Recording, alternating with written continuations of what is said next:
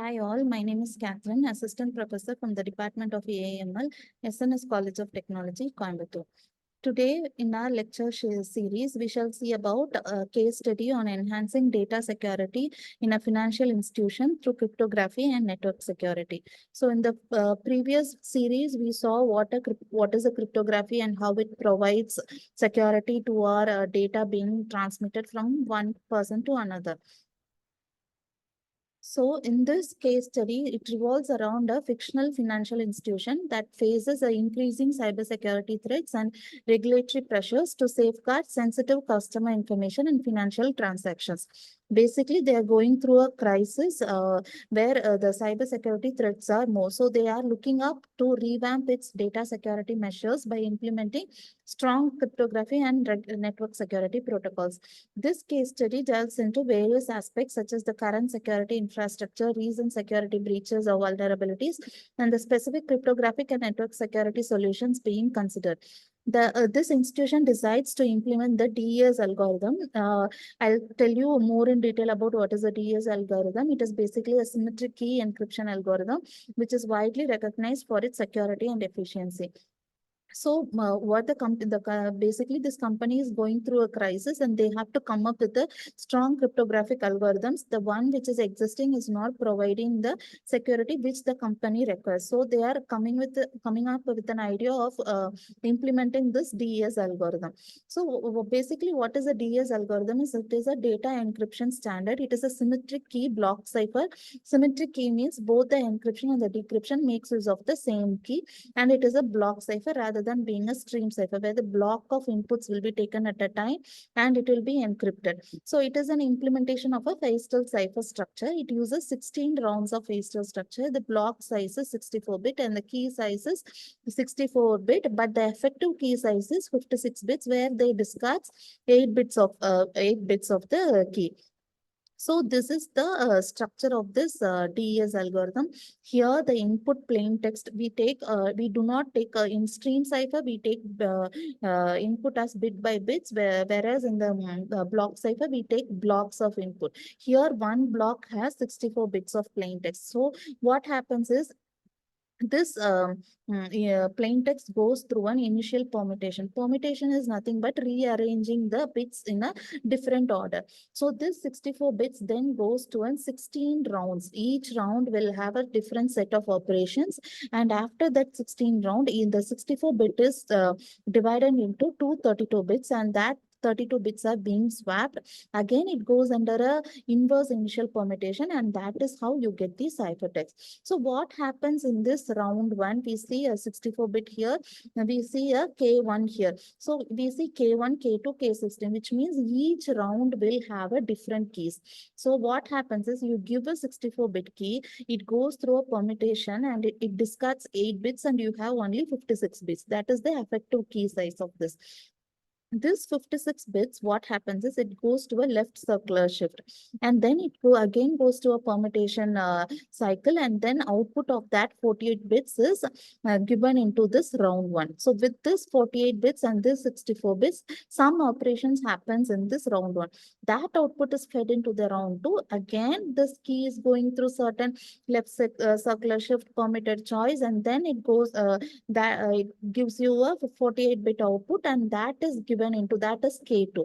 So same way this operation repeats for 16 rounds. So in 16 rounds, you'll be having 16 different keys. With one key, it generates 16 different keys and it is given. So why we are doing such things? In order to improve the security of that particular organization. So we saw the input goes into a 16 rounds. So this picture shows you a detailed illustration of what happens inside the each round of DES. So here the 32 bits, the 64 bits is split into two halves, left 32 bits and right 32 bits.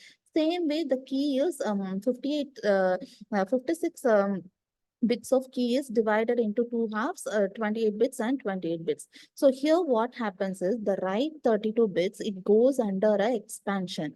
So we have 32 bits, but the key size here is 48 bits. So in order to make this, when you want to do an XOR operation, both the bits should be of the same size. So we put the 32 bits inside an expansion table and it gives an output of 48 bits. These two bits are this key and this expanded bits are going under a XOR operation. After that, it goes into a substitution choice where it is the 48 bits is shrunk into 32 bits. So the initially the original 32 bits has to come out. So only then you will get an output of 64 bits.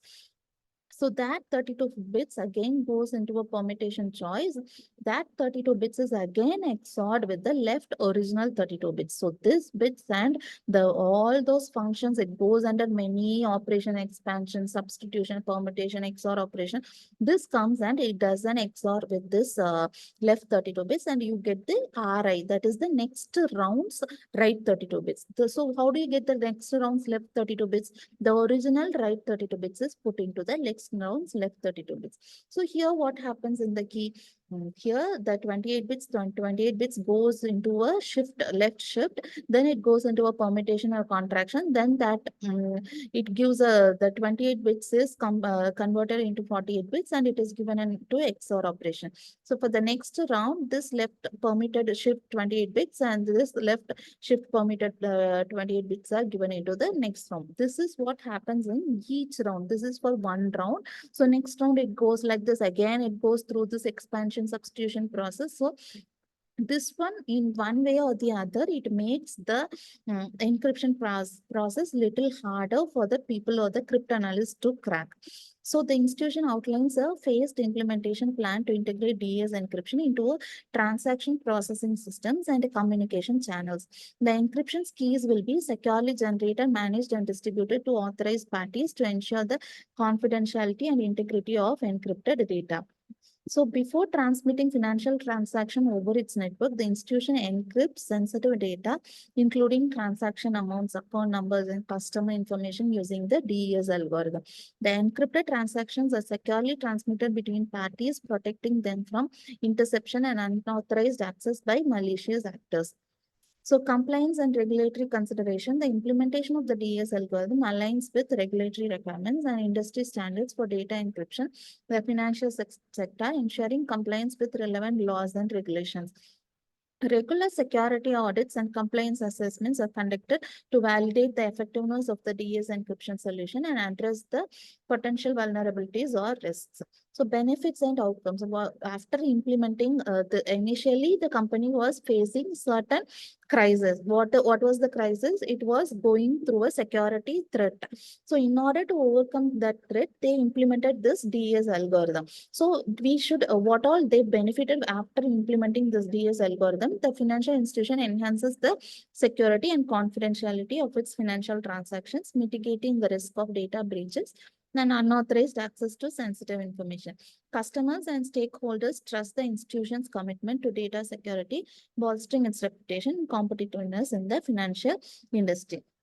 So only when we rectify such crisis situation, the company's reputation and the competitiveness will be increased in the global platform. So cryptography plays a main role in data transfer in the network security field. I hope you all understood. Thank you.